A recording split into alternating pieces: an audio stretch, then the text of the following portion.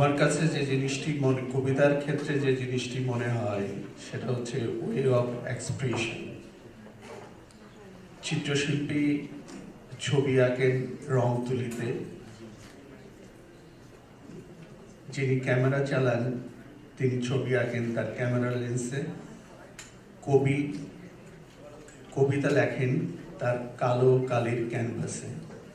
কবিতা হয়ে ওঠা না হয়ে ওঠার বিষয়টা হচ্ছে পরের বিষয়। এই যে এক্সপ্রেশন, ভেতরের যে আবেগ, সেই আবেগটাকে কাগজ কলমে রূপান্তরিত করার জন্য কবি অনন্ত চেষ্টা করেন। তার ভালোবাসার কথা বলেন, তার এক্সপ্রেশনের কথা বলেন।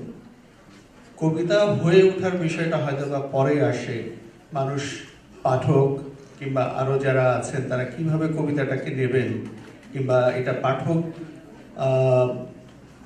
প্রিয়তা পাবে কিনা সেটা পরের বিষয়। কিন্তু লেখার যে বিষয়টা তিনি আসছেন is a rhythm of expression. ধন্যবাদ। শিউলি জাহান, আপনার কাছ থেকে শুনবো।